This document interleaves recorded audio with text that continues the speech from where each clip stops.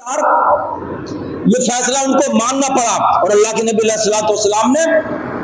فرمایا کہ تمہاری کتاب کے اندر بھی یہ موجود ہے، قرآن پاک کے اندر بھی یہ موجود ہے، اور ان کو سنسار کرنا ہی پڑے گا۔ تو مجبورا ان کو یہ کام کرنا پڑا اور ان کو سنسار کر دیا گیا، دونوں مجرموں کو سنسار کر دیا گیا۔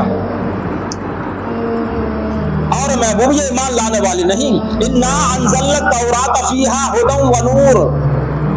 بے شک ہم نے توریت اتاری، اس میں ہدایت اور نور ہے۔ قرآن پاک کو بھی اللہ نے نور بیان فرمایا، توریت شریف کو بھی، وہ بھی تو اللہ کا کلام ہے، وہ بھی تو اللہ کی کتاب ہے، اس میں بھی تو ہدایت ہے۔ بے شک ہم نے توریت اتاری، اس میں ہدایت اور نور ہے۔ اس کے مطابق یہود کو حکم دیتے تھے ہمارے فرما بردار پیغمبر، ہمارے فرما بردار نبی اور عالم اور فقیہ، یحکم بها النبیون الذین اسلموا للذین ہادوا والربانیون والاحبار بما استحفظوا من کتاب اللہ وکانوا علیہ شہداء، اور اس سے فیصلہ کرتے تھے ہمارے نبی،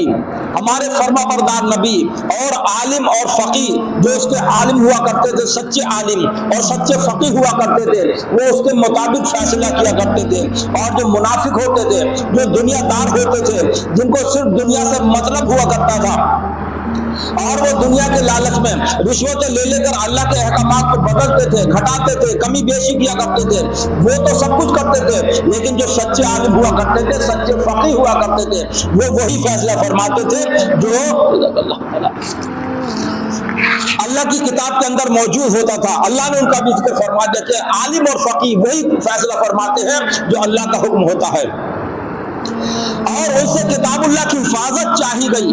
ان سے کتاب اللہ کی حفاظت چاہی گئی، یعنی اللہ نے کتاب عطا فرمائی اور کہا اب اس کی ذمہ داری تمہارے اوپر ہے۔ اس کتاب کی ذمہ داری، چونکہ تم نے یہ کتاب خود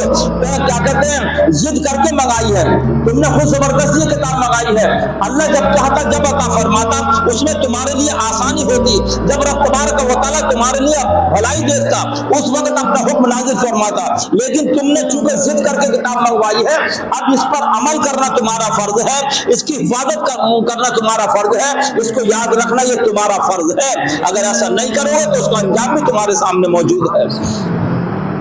ان سے اس کی حفاظت چاہی گئی تھی اور وہ اس پر گواہ بھی تھے۔ تو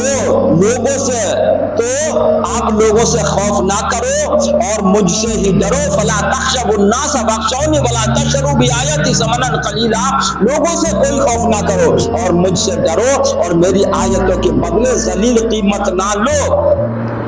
یہ ان رشوت خوروں کے لیے کہا گیا، میری آیتوں کے بدلے، میرے احکامات کے بدلے، یہ دنیا کی مٹنے والی دولت کے چکر میں تم میری آیتوں کو مت بیچو ذلیل قیمت کے بدلے میں۔ وَمَن لَّمْ يَحْكُم بِمَا أَنزَلَ اللَّهُ فَأُولَٰئِكَ هُمُ الْكَافِرُونَ، اور جو اللہ کے اتارے پر حکم نہ